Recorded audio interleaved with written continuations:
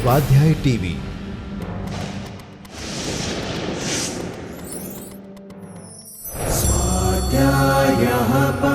Doctor Baba Saheb Ambedkar open university.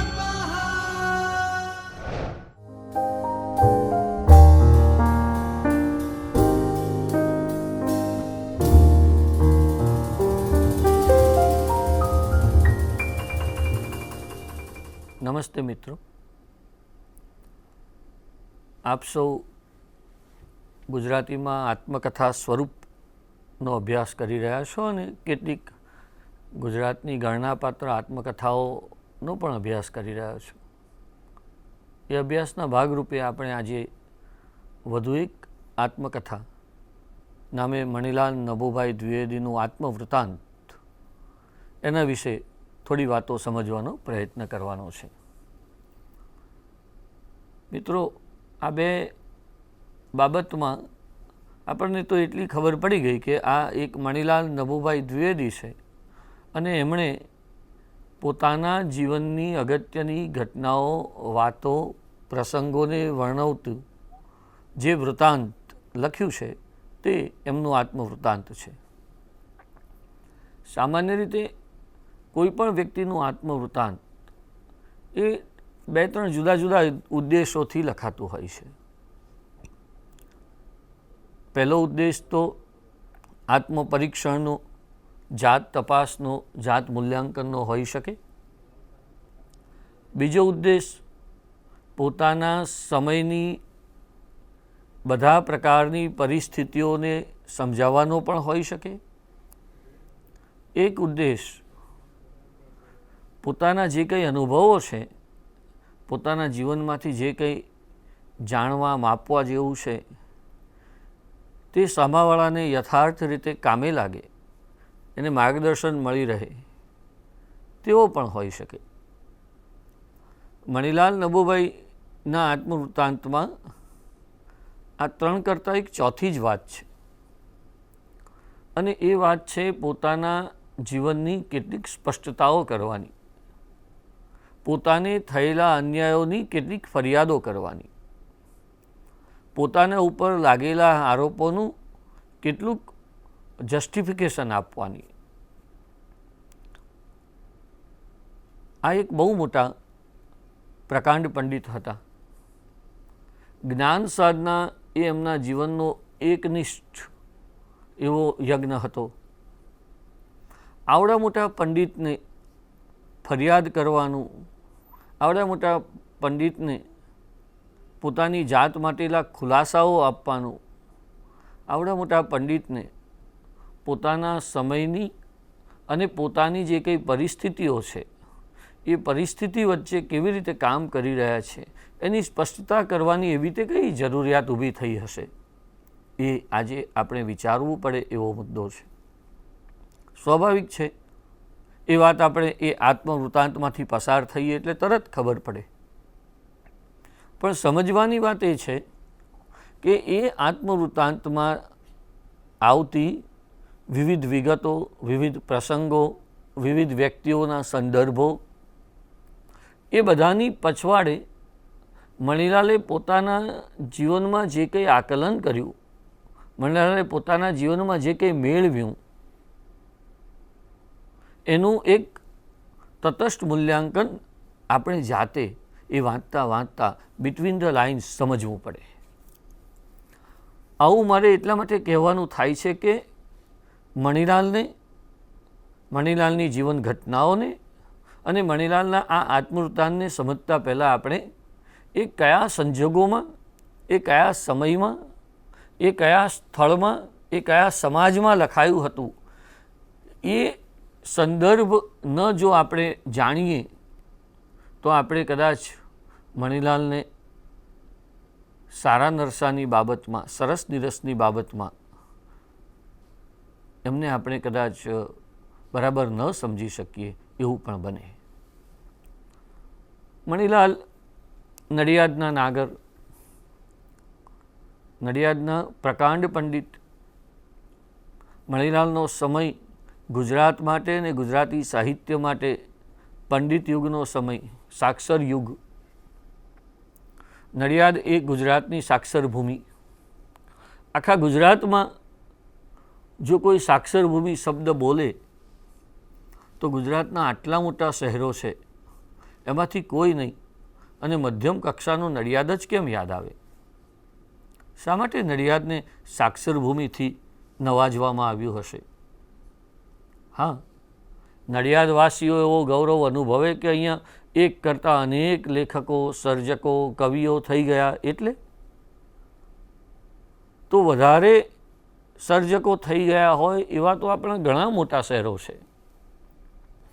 એક સમયમાં એક સાથે અનેક સર્જકો થઈ ગયા, એટલે તો એવા દાખલા પણ આપણી જોડે સુરત ને ભાવનગરથી માંડી અને ઉત્તર ગુજરાતના કેટલાય શહેરોના છે.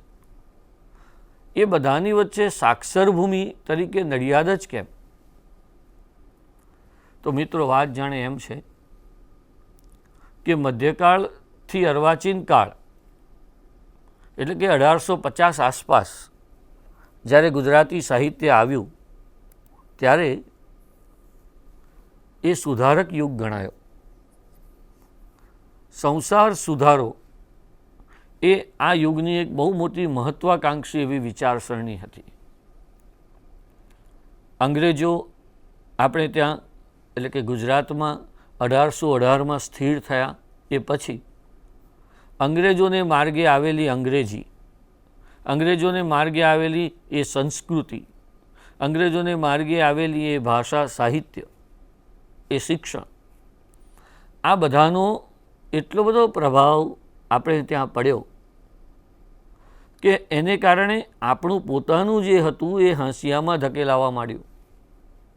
અને આમ થવાનું ખરું કારણ પણ હતું, કારણ કે આપણો સમાજ અંગ્રેજો અને અંગ્રેજી સંસ્કૃતિના પરિચયમાં આવ્યો તે પહેલાં અંધશ્રદ્ધા અને કુરિવાજોમાં એટલો બધો ગળાડૂબ હતો કે જેવું આ સમાજના યુવા વર્ગે આ કશુંક નવું જોયું, આ કોઈ નવો પ્રવાહ જોયો, પોતાના કુરિવાજો અને પોતાના રૂઢિગત જડ માનસની સામે અંગ્રેજી સંસ્કૃતિ અને અંગ્રેજી સાહિત્યનો જે નવો પ્રવાહ જોયો એને તરત સ્વીકાર્યો.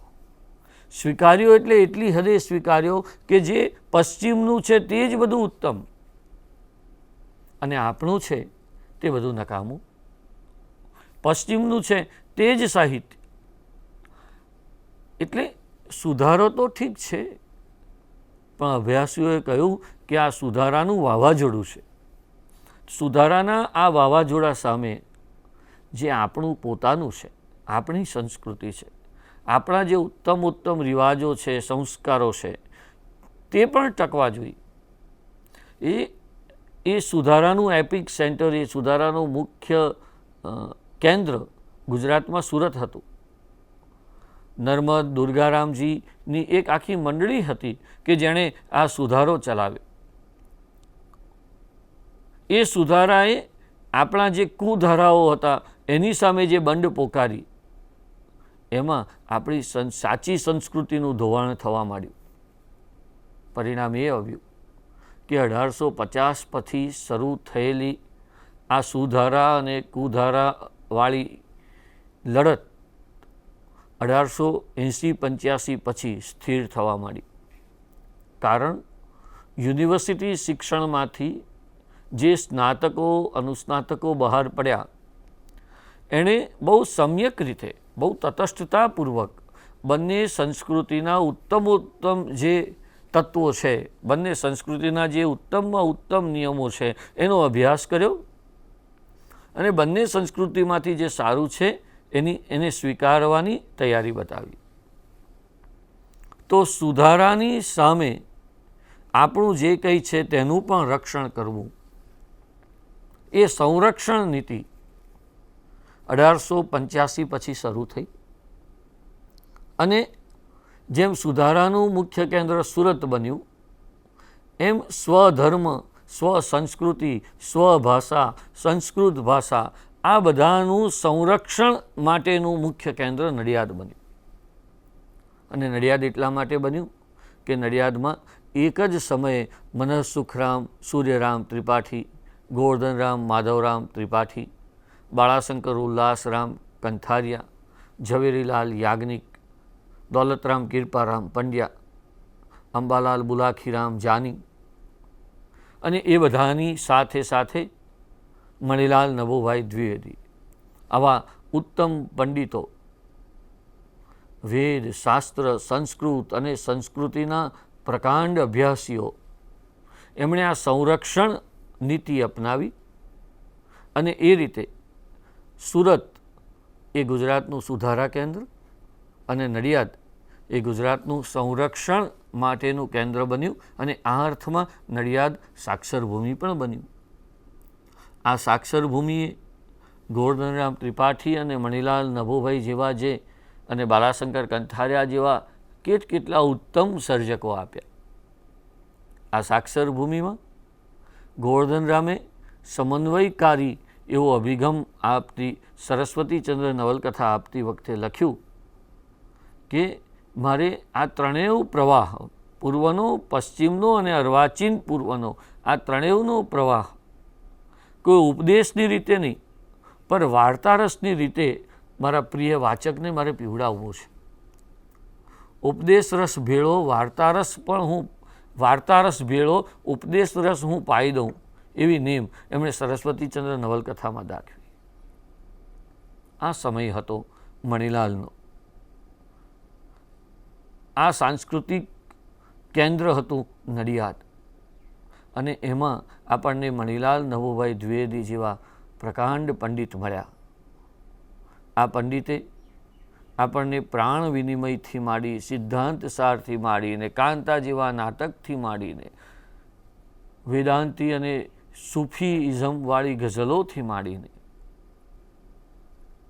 પંડિત યુગના ચિંતનાત્મક ગદ્યની એક નવી ફોરમ આપી છે. આ એવા મણિલાલ નભોભાઈ એ એક એવા પંડિત છે કે જેણે સંસ્કૃત અને ગુજરાતીને સાથે રાખીને કેટલા અભ્યાસો, કેટલા અનુવાદો આપણને આપ્યા છે. એમનું આયુષ્ય તો ઘણું ટૂંકું હતું, પણ જેનું જીવન ટૂંકું એનું જીવન કાર્ય પણ ટૂંકું એ ગણિત મણિલાલે ખોટું પાડ્યું. 40 વર્ષની ટૂંકી જિંદગીમાં એમણે અનેકોની લાંબી જિંદગી જે કંઈ કરી શકે તેનાથી પણ વધારે સાહિત્ય અને સંસ્કૃતિની સેવા કરી જાણી છે. મણિલાલ નભોભાઈએ જીવનના અંતિમ વર્ષોમાં જે કંઈ સર્જન કર્યું એની સૂચિ જોઈએ તો આપણને ખ્યાલ આવે કે છેલ્લા 2 વર્ષમાં પણ એમણે સર્જનમાં પાછી પાની કરી નથી. એમના સર્જનમાં કદી અંતિમ વર્ષ લગી કદી ઓટ આવી નથી. એમણે નડિયાદ ઉપરાંત મુંબઈ, ભાવનગર, વડોદરા કેટલા સ્થળે નોકરી કરી. એ કેળવણી નિરીક્ષક પણ હતા અને એ નોકરીઓ દરમિયાન એમને જાતભાતના અનુભવો પણ થયા હતા. એ બધા અનુભવોનો નિચોડ એમણે પોતાના આ આત્મવૃત્તાંતમાં આપ્યો છે. પણ મિત્રો, દુર્ભાગ્યે મણિલાલનું આત્મવૃત્તાંત એટલે જાણે જાતીય વાસનાનો મણિલાલે કરેલો એકરાર. મણિલાલનું આત્મવૃત્તાંત એટલે માત્ર પ્રેમની અભિલાષા અને પ્રેમની વાતો. મણિલાલનું આત્મવૃત્તાંત એટલે એમણે પોતે કરેલા વ્યભિચારોનું છાપરે ચડીને કરેલું બયાન. આ આત્મકથા માટે આવી એક મર્યાદિત ગેરસમજ પ્રવર્તે છે, એ આપણે આજે દૂર કરવાની છે. મણિલાલનું આત્મવૃત્તાંત એટલે માત્ર આજ નહીં, પણ મણિલાલનું આત્મવૃત્તાંત એટલે એ સમયના ગુજરાતનો સામાજિક, સાંસ્કૃતિક, ઇવન રાજકીય પણ ખરો એવો એક દસ્તાવેજીકરણવાળો બહુ મોટો સામગ્રીનો સ્ત્રોત આપણી પાસે પડ્યો છે. કમનસીબે આ આત્મવૃત્તાંત મણિલાલના ગયા પછી 80-90 વર્ષ પછી આપણને મળે છે. શું કામ મણિલાલના આત્મવૃત્તાંત માટે આવી ગેરસમજો પ્રવર્તે છે? શું કામ એ લખાયા પછી 80-90 વર્ષ સુધી પડી રહી હતી? શું કામ એ જ્યારે એક ખૂણામાં ધકેલાઈ ગઈ હતી ત્યારે એને પ્રસિદ્ધ કરવા માટે એ સમયના સાક્ષરોને ઉહાપો ચળવળ માંડવી પડી હતી. આ બધાનો વિચાર પણ આપણે કરવો જોઈએ, તો જ આપણે આ આત્મકથાને સરસ રીતે સમજી શકીએ. હવે પછી આપણે આ વિચાર ઉપર આગળ વધીશું. Thank you.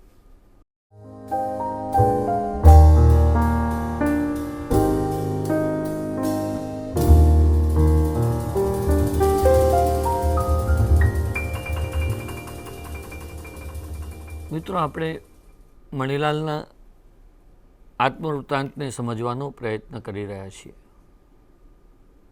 આ આત્મવૃત્તાંત એટલે કે આત્મકથા એક લલિતેતર સાહિત્ય સ્વરૂપ છે.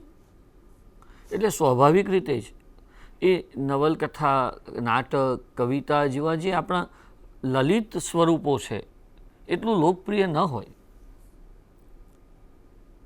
એ આત્મકથા ઇતિહાસ પણ નથી અને નવલકથાય નથી.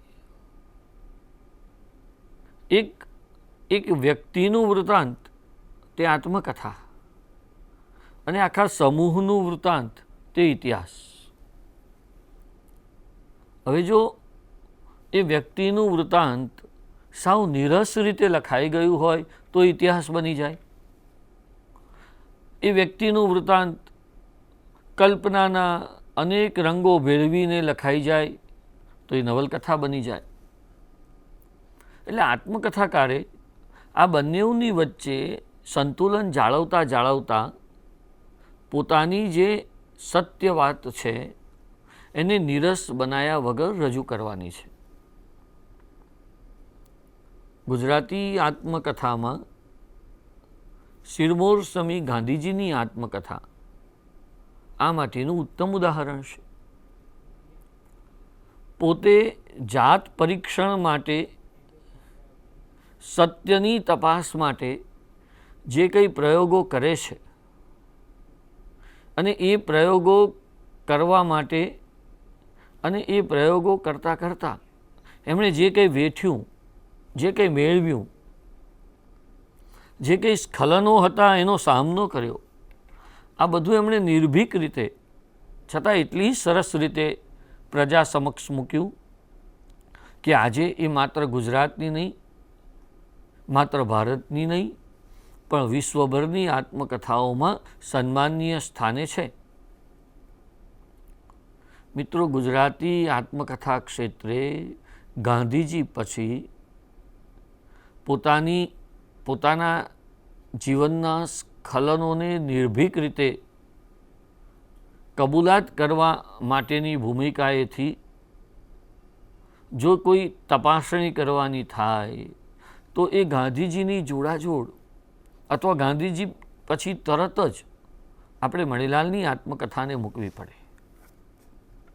મણીલાલની આત્મકથા આમ તો ઇતિહાસ પણ નથી, નવલકથા પણ નથી, પણ એના જીવનની સંઘર્ષમય કથા એટલા સરસ સંકલનથી એક પ્રસંગથી બીજા પ્રસંગને નહીં સાંધો નહીં રહેણની જેમ અસ્ખલિત ગદ્યથી એમણે મૂકી આપી છે કે જોતાં આપણને જાણે કે આપણે કોઈ લલિત સ્વરૂપ, લલિત ગદ્ય વાંચી રહ્યા હોઈએ તેવો અનુભવ થાય. મણીલાલ આમ તો પોતાની સંસ્કૃત પદાવલી માટે જાણીતા જ નહીં, પણ જે પંડિતો નથી એ માટે તો કુખ્યાત, એવા લોકો માટે તો કુખ્યાત. પ્રિયમવદા અને સુદર્શન જેવા એમણે સામાયિકો ચલાયા, એમાં એમની ભાષા વાંચી અને પત્રો આવતા કે ભાઈ તમારી ભાષા અમને સમજાતી નથી, સરળ ભાષામાં લખો. દરિયા સંસ્કૃત તત્સમ શબ્દોના આગ્રહી મણીલાલે જ્યારે આત્મકથા લખવાની શરૂ કરી ત્યારે એક જુદા જ પ્રકારનું ગદ્ય આપણને આપ્યું. મણીલાલના નિબંધોનું ગદ્ય, મણીલાલના સામાયિકોનું ગદ્ય, મણીલાલના સિદ્ધાંત સાર જેવા ચિંતનાત્મક ગ્રંથોનું ગદ્ય અને મણીલાલના આત્મવૃત્તાંતનું ગદ્ય. આ ચાર ભૂમિકાએથી આપણે મણીલાલના ગદ્ય સર્જનોની તપાસ કરવી પડે તેમ છે. આ ચારેય દિશામાં મણિલાલે ગદ્યના જરૂરી એવા પ્રયોગો અને ઉપયોગો કર્યા છે. સામાન્ય રીતે પંડિત યુગના ગદ્યમાં આપણને જે સંસ્કૃત પદાવલીઓ, સંકુલ વાક્યો, લાંબા લાંબા વાક્યો જોવા મળે, એના કરતાં જાણે વાતચીતીય ભાષામાં સરળ રીતે કોઈ સામાન્ય માણસ લખતો હોય એ રીતે તેમણે આ આત્મકથાનું ગદ્ય પ્રયોજ્યું છે. 1850 પછી મધ્યકાળની મર્યાદાઓને છોડીને જ્યારે અર્વાચીનકાર આગળ વધ્યો ત્યારે સુધારક યુગમાં અંગ્રેજી સાહિત્ય અને અંગ્રેજી સંસ્કૃતને માર્ગે ગુજરાતીમાં ગદ્ય રૂપો ખેડાયા. આપણને પહેલું નાટક મળ્યું સુધારક યુગમાં, આપણો પહેલો નિબંધ સુધારક યુગમાં, આપણી પહેલી નવલકથા સુધારક યુગમાં, આપણા વિવેચન શાસ્ત્રની શરૂઆત પણ સુધારક યુગમાં. એ રીતે આપણી પહેલી આત્મકથા પણ સુધારક યુગમાં, અને એ પણ સુધારાના સેનાની એવા નર્મદ દ્વારા 1866માં મારી હકીકત નામે. જો કે નર્મદના પુરોગામી સુધારક દુર્ગારામ મહેતાજીએ મારી હકીકત પહેલાં પોતાની રોજનીશી આપી હતી, પણ એ આત્મકથા સ્વરૂપની ન હોવાથી કાળક્રમે પહેલી હોવા છતાં ગુજરાતી સાહિત્યની પ્રથમ આત્મકથા તરીકે નર્મદની મારી હકીકત 1866માં આપણને મળી તે જ નોંધાયેલી છે. 1866માં મારી હકીકત લખનાર નર્મદ જ્યારે 1886માં મરણ પથારીએ હતા, અંતિમ માદગીએ હતા, ત્યારે 28 વર્ષના તરુણ પ્રોફેસર, યુવાન પ્રોફેસર મણિલાલ નર્મદને સુરતમાં એમના ઘેર મળવા ગયા હતા.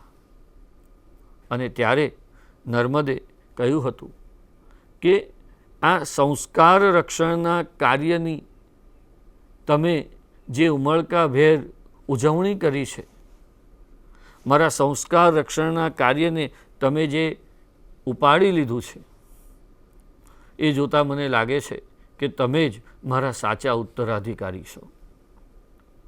આ રીતે નર્મદથી સુધારક યુગનું હસ્તાક્ષરનું મણિલાલમાં થાય છે અને ત્યાં જ પંડિત યુગની શરૂઆત થાય છે.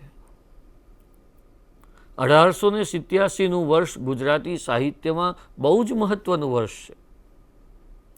આપણી પહેલી નવી પંડિત યુગીન કવિતા કુસુમમાળા નરસિંહ રાવ દ્વારા આપણને 1887માં મળે છે. ગોવર્ધનરામની મહાનવલ સરસ્વતીચંદ્રનો પહેલો ભાગ પણ આપણને 1887માં મળે છે. અને મણિલાલનું આત્મવૃત્તાંત લખાવવું પણ 1887માં જ નડિયાદ મુકામે શરૂ થાય છે. ત્યારે મણિલાલની ઉંમર 28 વર્ષની હતી.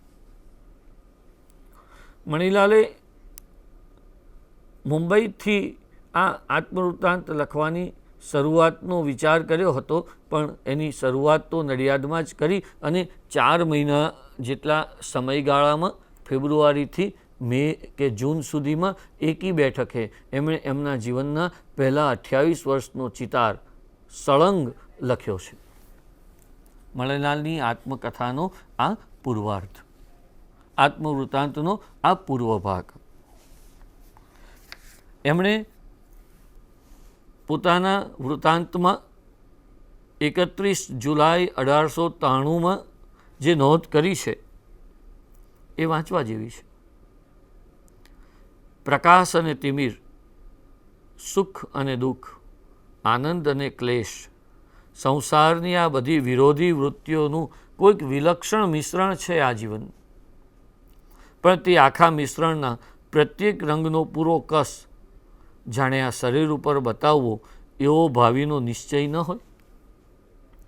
મણિલાલનું જીવન આ અર્થમાં અનેક સંઘર્ષોથી ભરેલું હતું. એમણે જીવનમાં જેટલા મિત્રો જોયા છે એટલા જ દુશ્મનોનો સામનો કર્યો છે. ઈશ્વરના અદ્ભુત સર્જન સમા આ જે માનવી છે એને સમજવાની ઘણી કૂંચીઓ, ઘણી સામગ્રી મણિલાલના આત્મવૃત્તાંતમાંથી આપણને મળે છે. માણસ માત્ર તેજ અને અંધારનો કેવું પૂતળું છે. તે આચાર અને વિચારની રીતે કેવી બે જુદી જુદી ભૂમિકાએ કામ કરે છે.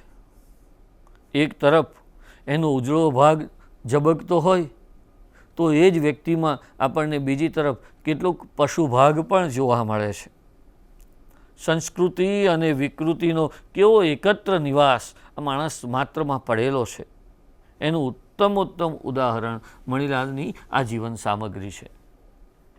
જે માણસ ગુજરાતમાં એક મોટું ધાર્મિક અને સાંસ્કૃતિક આંદોલનનો સુકાની હતો, જેણે સંસ્કૃતના પ્રકાંડ પંડિત તરીકે, ભારતીય સંસ્કૃતિના ચિંતક તરીકે ભારતમાં અને પરદેશમાં મોટી ખ્યાતિ મેળવી હતી અને એટલે જ એમને શિકાગોની વિશ્વ ધર્મ પરિષદમાં ભારતીય તત્વજ્ઞાન વિશે વાત કરવાનું આમંત્રણ મળ્યું હતું. જેણે પોતાનો કોઈ અલગ સંપ્રદાય નહોતો સ્થાપ્યો અને છતાં એક બહોળો અનુયાયી વર્ગ ઊભો કર્યો હતો.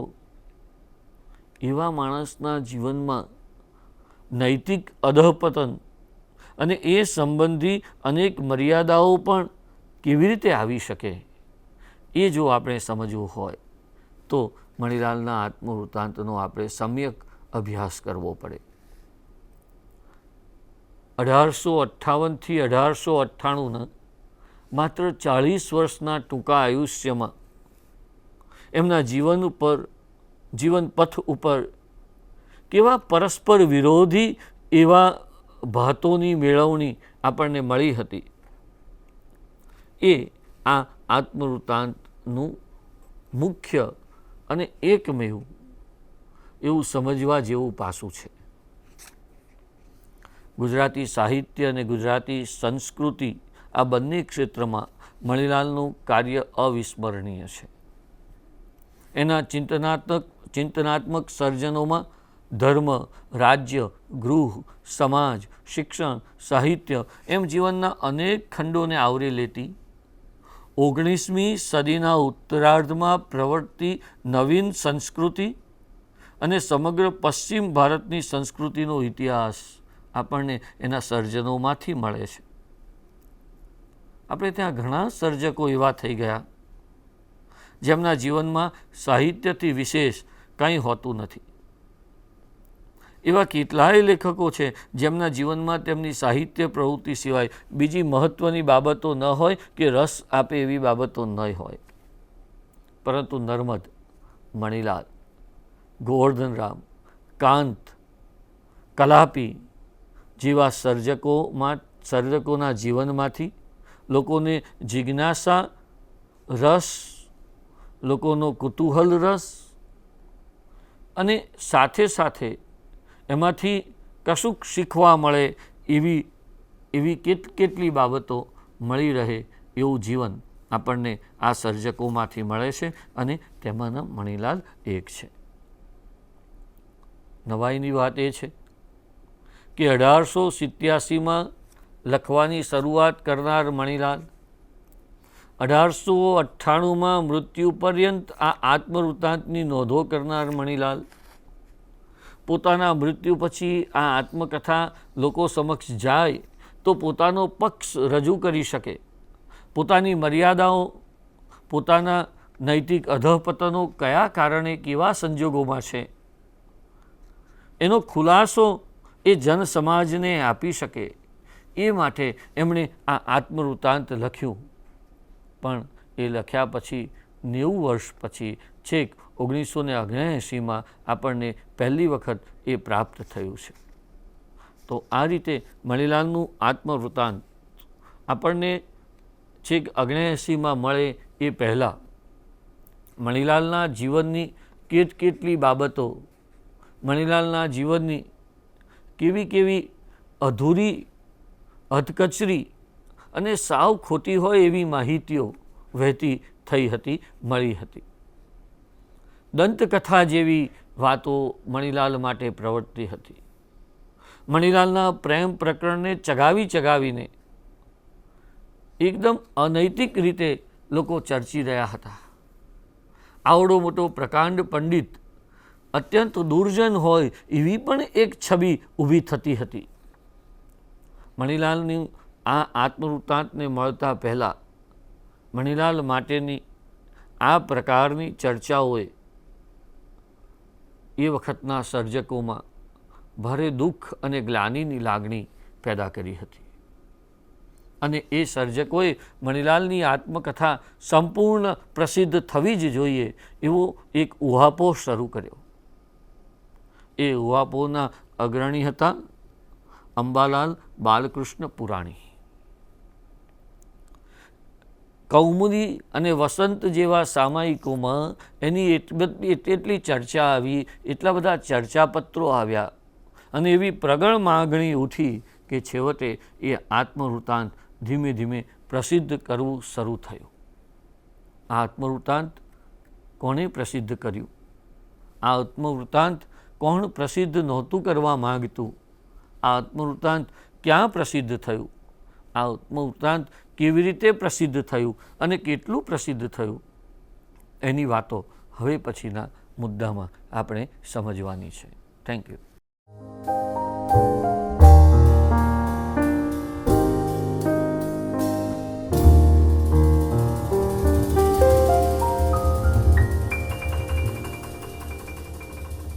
તો મિત્રો, હવે આપણે મણિલાલના આત્મવૃત્તાંત તરફ આગળ વધીએ.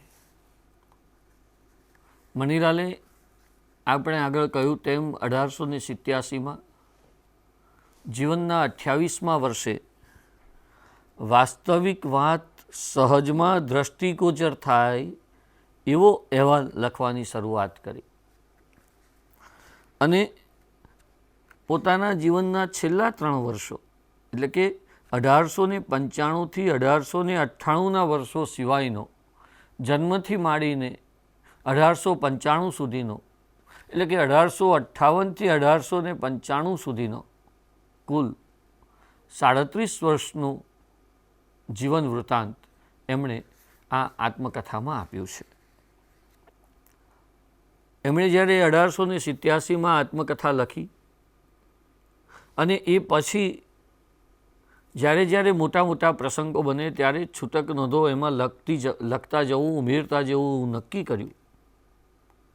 ત્યારે એમને ખબર હતી કે મારે જીવતે જીવત આ આત્મકથા પ્રસિદ્ધ થવાની નથી. એમણે આ આત્મકથા આનંદ શંકર ધ્રુવને સોંપી હતી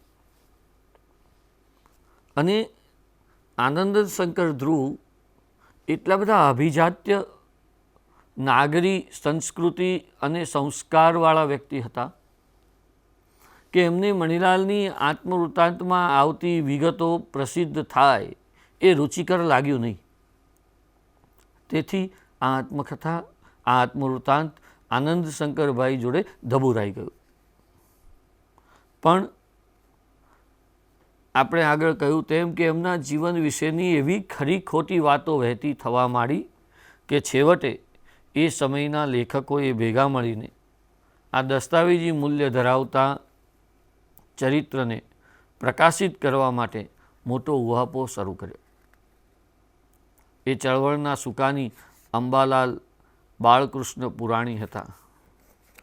એમણે આનંદશંકર ધ્રુવને એ આત્મકથા છાપવા માટે મજબૂર કર્યા અને છેવટે આનંદશંકરભાઈએ પોતાના વસંત સામાયિકમાં છૂટા 6 હપ્તે મણિલાલની આત્મકથા પ્રગટ કરવાનું શરૂ કર્યું. પરંતુ એ 6 હપ્તામાં પણ મણિલાલની આત્મકથાના 81 પાના જ એટલે કે એમના જીવનનો 1885 સુધીનો સમયગાળો જ પ્રસિદ્ધ થયો. 85થી 95 સુધીના 10 વર્ષની નોંધો પ્રસિદ્ધ ન થઈ.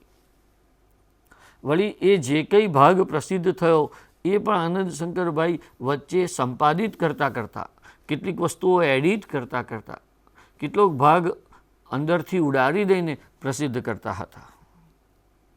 આમ છતાં પહેલી વખત મણિલાલના જીવન વિશેની કેટલીક એવી વિગતો મણિલાલના જ શબ્દોમાં બહાર આવી જેનાથી એમના વિશે પ્રવર્તતી ઘણી ગેરસમજો દૂર થઈ. આનંદ શંકરભાઈએ આ આત્મવૃત્તાંતના અંશો વસંતમાં પ્રગટ કરવા માંડ્યા એ પહેલાં અંબાલાલ બાલકૃષ્ણ પુરાણીએ કૌમુદી ત્રૈમાસિકમાં 1936ના અંકોમાં મણિલાલ ચરિત્રની સામગ્રી એ વિષયક લેખમાળા શરૂ કરી દીધી હતી અને એ લેખોમાં મણિલાલના કુટુંબ જીવન, વિદ્યાર્થી જીવન, મિત્રો સંબંધી અનેક વિગતો આપવા માંડી હતી.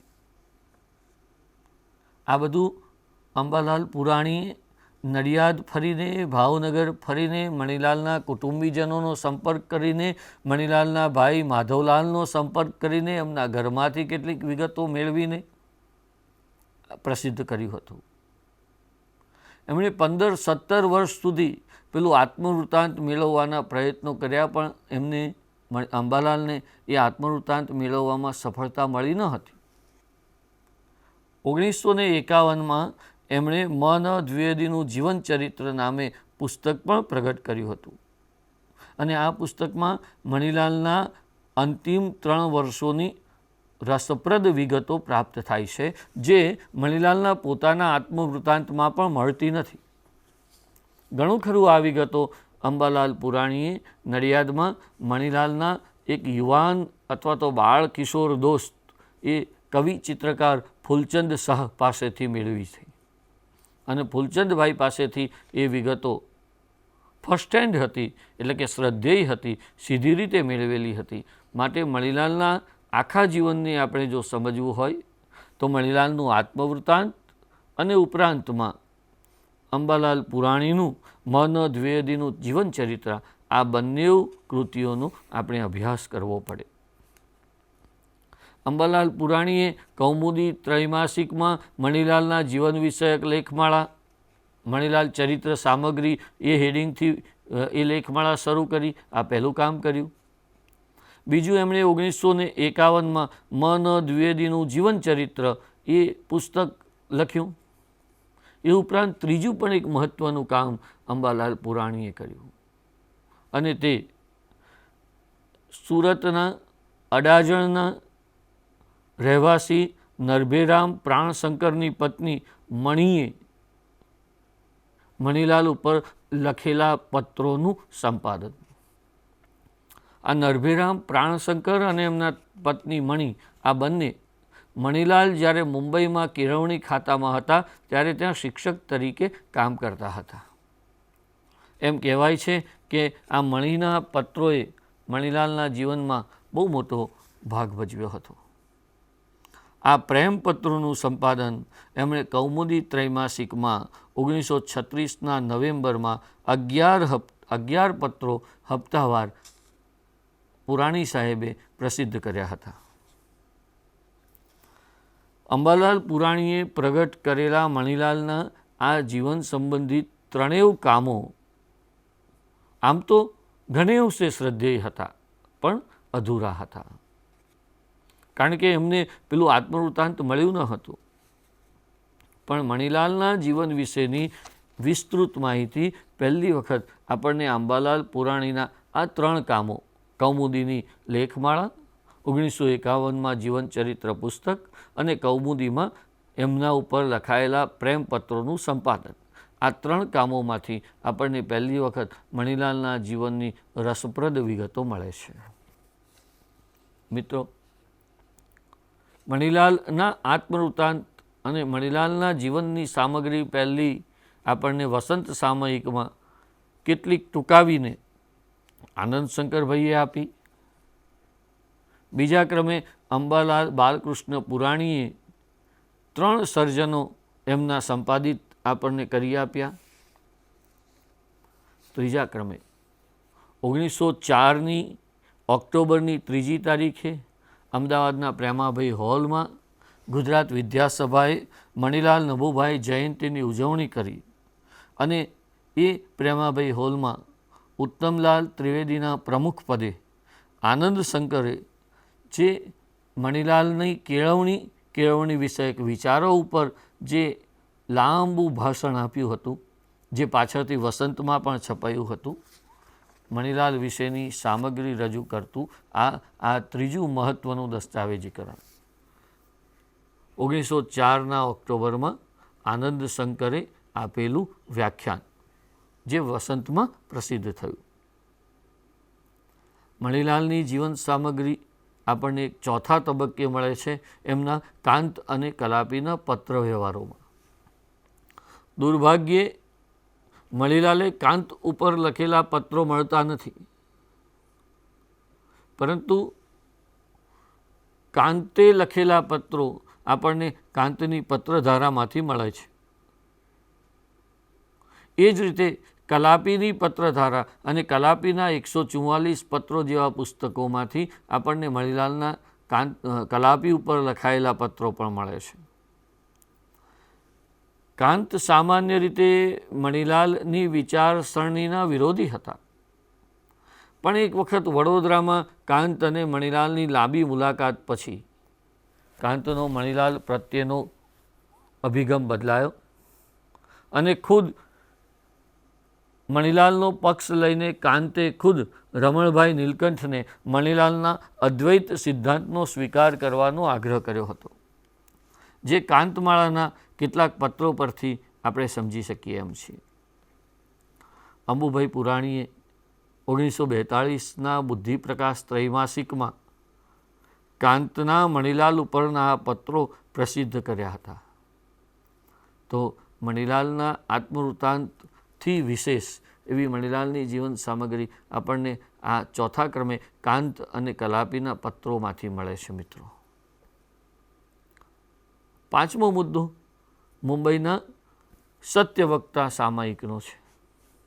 આ સત્યવક્તા સામાયિકની એવી યોજના હતી કે દર વર્ષે એ પોતાના વાચકોને એક પુસ્તક ભેટ આપે, અને એના માલિક નામે કેશવલાલ હરિવિઠ્ઠલદાસે 1889માં ગુર્જર હિન્દુ અગ્રેસર મંડળીની ચિત્રાવલી એ નામે પુસ્તક તૈયાર કરાવ્યું.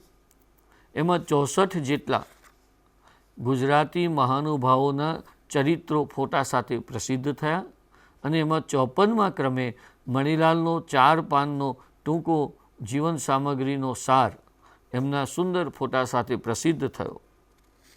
કાળક્રમે મણિલાલ વિશે લખાયેલા લખાણોમાં આ સત્યવક્તાનું પુસ્તક એ પ્રથમ સ્થાન પામે છે. 1896માં અમદાવાદના મગનલાલ નરોત્તમદાસ પટેલે ભારતના ઋષિઓ, મહર્ષિઓ, સંતો, પંડિતો, ભક્તો આ બધાની જીવનરેખા દોરી આપતો એક બૃહદ સંગ્રહ મહાજન મંડળ પ્રસિદ્ધ કર્યો, અને એમાં પણ મણિલાલની જીવન સામગ્રી પ્રસિદ્ધ થઈ.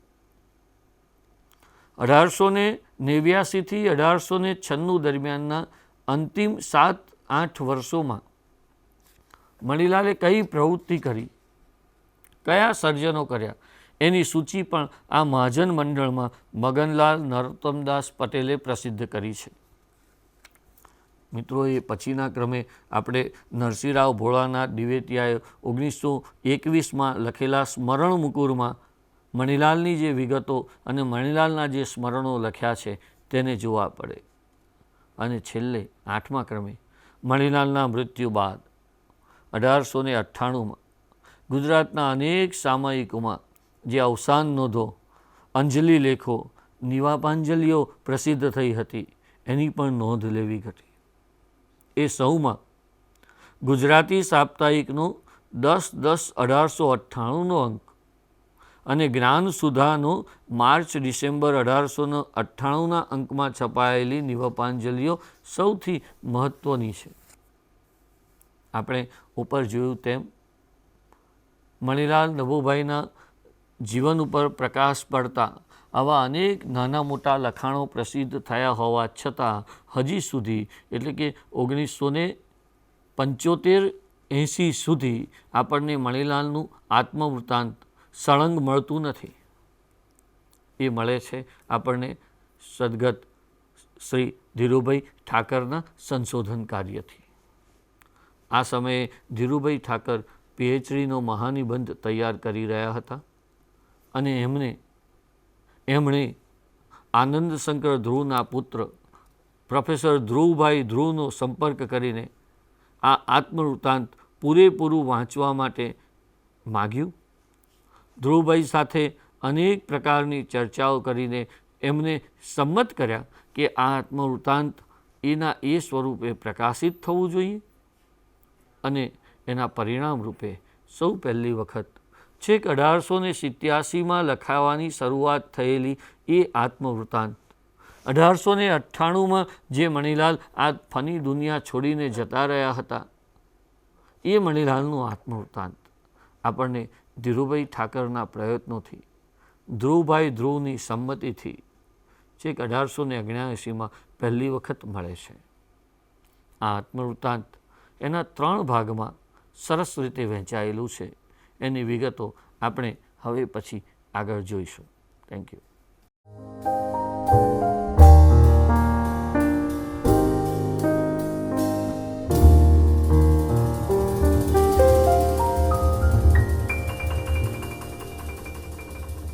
મિત્રો, મણિલાલનું આત્મવૃત્તાંત આપણે 2 ભાગમાં જોઈ શકીએ, પૂર્વાર્ધ અને ઉત્તરાર્ધ. 1887માં એમણે આ જ્યારે લખવાનું શરૂ કર્યું ત્યારે ફૂલસ્કેપ પાનાના ચોથિયા ભાગમાં પાનાની એક સાઈડે 196 પાનામાં તેમણે આ આત્મવૃત્તાંત ઉતાર્યું છે.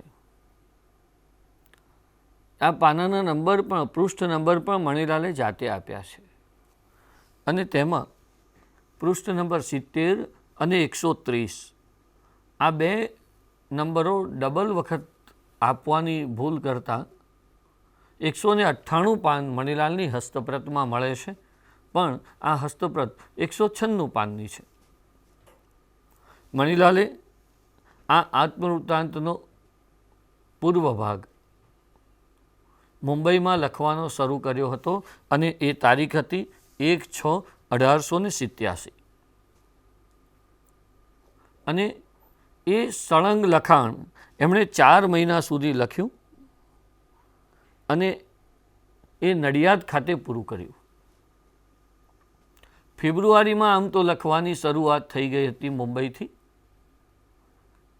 અને મે જૂનમાં એમણે એ લખવાનું કામ પૂરું કર્યું ત્યારે એમના જીવન 88 વર્ષના તેઓ હતા, 28 વર્ષના હતા અને એ 28 વર્ષનો સળંગ અહેવાલ એમણે આ 4 મહિનામાં લખ્યો છે.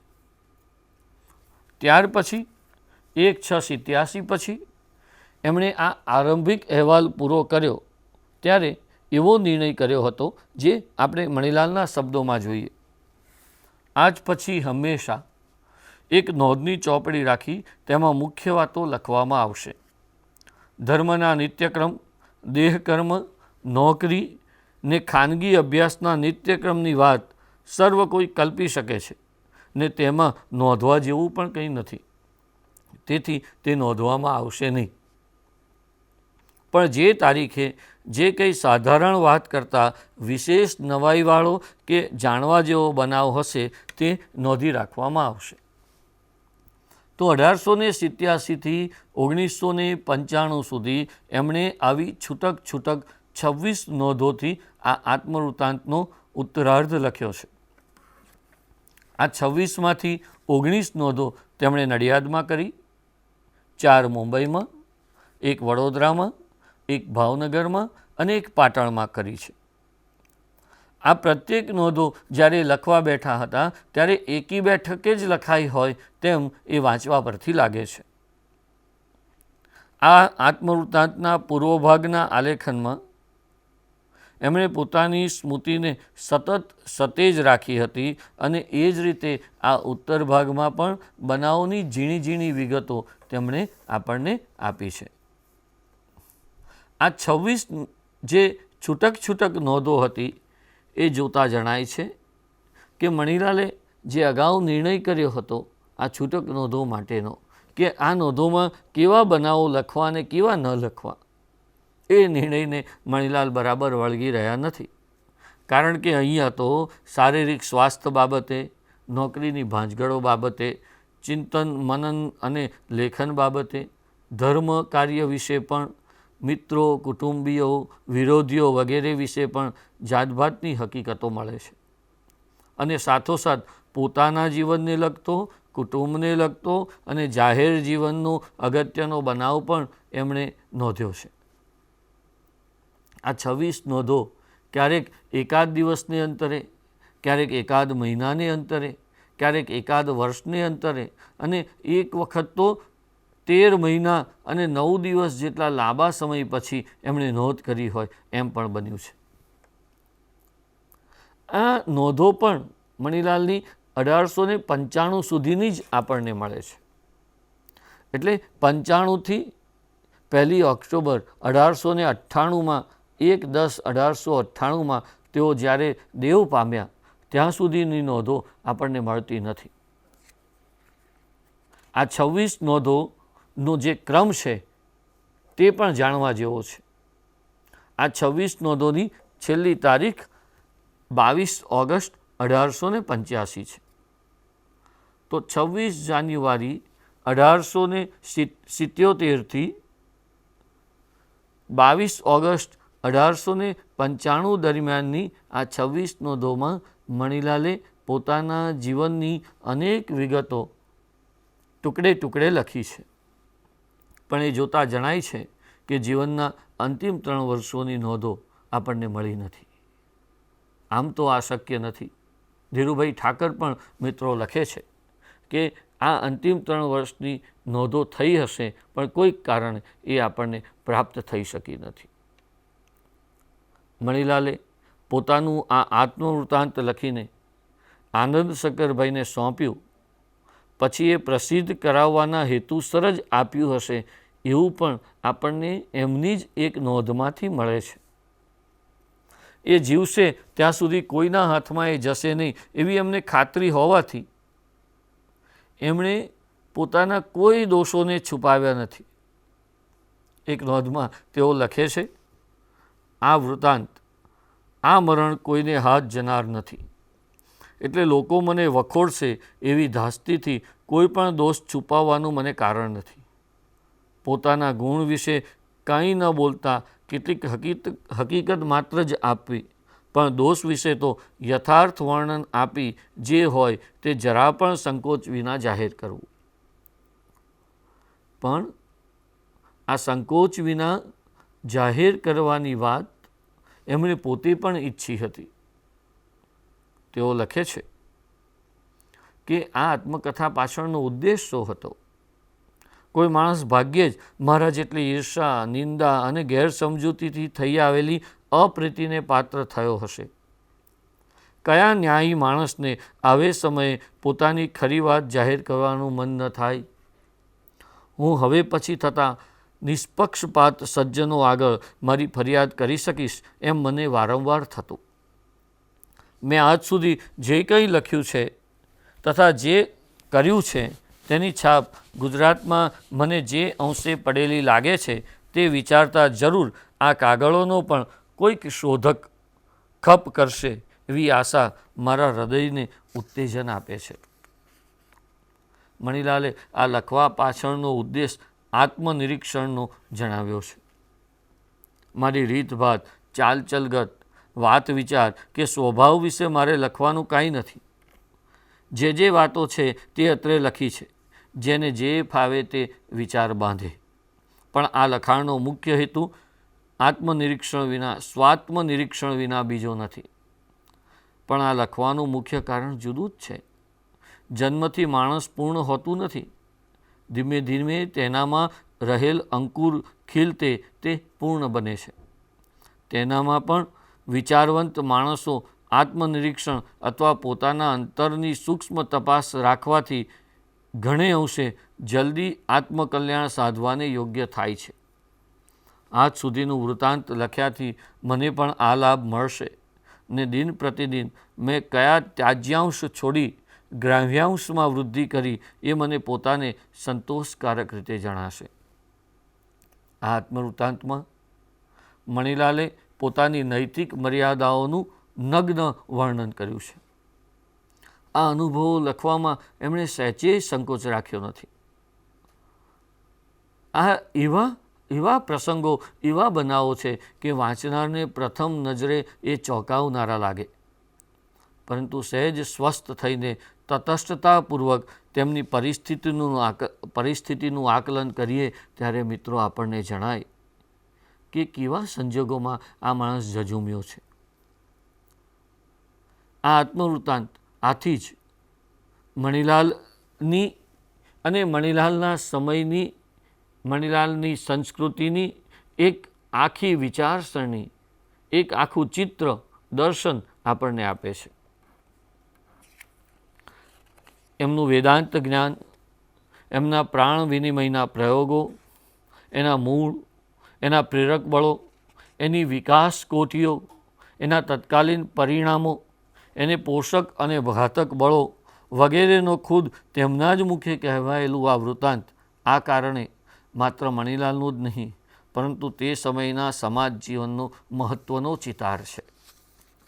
અહીં મણીલાલે માત્ર પ્રેમ પ્રસંગોનું જ વર્ણન નથી કર્યું. આગળ કહ્યું તેમ આ તો એની એક વધુ પડતી ગવાઈ ગયેલી બાજુ છે. એમાં અપાયેલા તેમના કુટુંબીજનો, મિત્રો, મુરબ્બીઓ, શિક્ષકો વગેરેનો પરિચય પરથી મણીલાલના સમગ્ર વ્યક્તિત્વનો ખ્યાલ આપણને મળે છે. તો સામે છે મણીલાલે વારંવાર ઊભી થતી પોતાની કામવૃત્તિને નિર્ભીકપણે આલેખી છે એ વાત પણ અહીંયા મળે છે. કેટલેક ઠેકાણે આવા અનૈતિક સ્ખલનોને એમણે સિદ્ધાંત રૂપે ઘટાડવાની આત્મવંચના પણ કરી છે. કેટલાક પ્રસંગોમાં તો તે એટલા પ્રાકૃત કક્ષાએ ઉતરીને અરુચિકર વિધાનો પણ કરે છે. સ્ત્રીઓ સાથેના સંબંધોની વાત કરતા અમુક વાક્યો એવા પણ લખાયા છે કે કોઈ સજ્જનની જીભ ઉપર એ ચડી ન શકે. વળી એમનો સ્વભાવ પણ અમુક અંશે રાગ દ્વેષવાળો હોવાથી કેટલાક પ્રસંગોમાં તેઓ હકીકતને વિકૃત બનાવતા હોય એમ પણ તર્કબદ્ધ રીતે જણાઈ આવે છે. તેઓ સ્વભાવે અત્યંત સંવેદનશીલ હોવાથી જ્યારે અંગત સંબંધોમાં ઓટ આવે, અંગત વ્યક્તિઓ સાથે વાંકવું પડે ત્યારે એ તીવ્ર ઉદ્ગારો કાઢે છે. આ એમનો ગુસ્સો એમના શબ્દોમાં આપણને જણાઈ આવે છે. આવા સમયે એમણે આપેલા અભિપ્રાયો તર્કસંગત હોતા નથી. એમાં નર્યો પૂર્વગ્રહ દેખાય છે અને એટલે જ આવી નોંધોમાં આપણને વિરોધાભાસ કે વિસંગતિ પણ તરત જ જણાઈ આવે છે. માતા પિતા વિશે, ત્રિભુવનદાસ ગજ્જર વિશે, સાકળચંદભાઈ વિશે, ચતુરભાઈ, મોહનલાલ, બાળાશંકર કંથારિયા, મણિભાઈ જસભાઈ વિશે એમણે જે વિચારો અહીંયા મૂક્યા છે એમાં એમનું આવું પૂર્વગ્રહવાળું, વિસંગત અભિગમવાળું વલણ આપણને દેખાઈ આવે. મણીલાલ પ્રકૃતિએ જ પ્રેમ ભૂખ્યા હતા. એમના અંતરાત્માને જ્ઞાન, શુદ્ધ જ્ઞાનરૂપી સાક્ષાત્કારની ઝંખના ભલે હતી, પણ એમનું શરીર તો સ્થૂળ વાસનાને જ સંતોષવા આંધળું બનતું હતું. એમના ગદ્ય પદ્ય સર્જનોમાં તેઓ આધ્યાત્મિક પ્રેમની અભિલાષા જણાવે છે, પણ વાસ્તવિક જીવનમાં એમણે અનેકવાર શરીર સુખની લાલચમાં ખૂંપી ગયા હોય એવી વાતો પણ લખી છે. કાદવમાંથી કમળ ખીલે તેમ શરીર સંબંધથી આધ્યાત્મિક નાતો જોડવાનો તેમનો ખ્યાલ તેમને આવા નૈતિક અધપતન તરફ લઈ જાય છે. મણીલાલની આ મર્યાદા છે અને આ મર્યાદા પાછળ બાળ લગ્ન, નિષ્ફળ લગ્ન જીવન, શેરી અને શાળાનું કલુષિત વાતાવરણ, કુસોબત, નાદુરસ્તી, ઉત્તેજિત કામવૃત્તિ આવા કેટલાય પરિબળોએ ભાગ ભજવ્યો છે.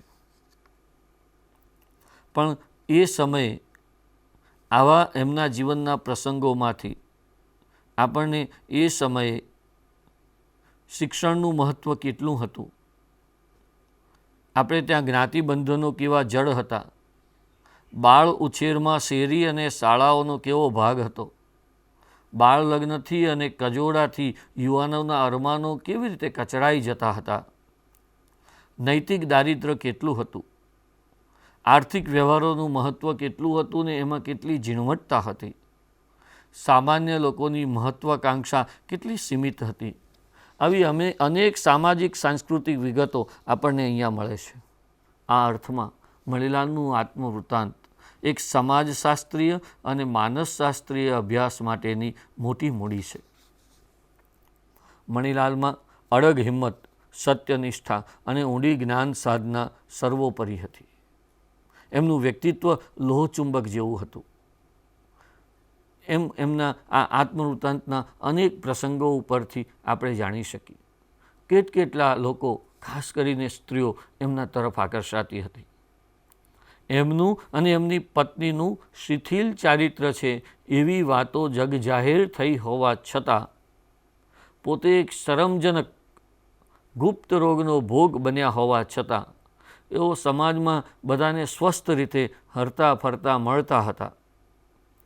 ભયંકર શારીરિક, ભયંકર સામાજિક, ભયંકર આર્થિક આઘાતો આવ્યા હોવા છતાં એમની બુદ્ધિના બળમાં કદી ફેર પડ્યો નથી.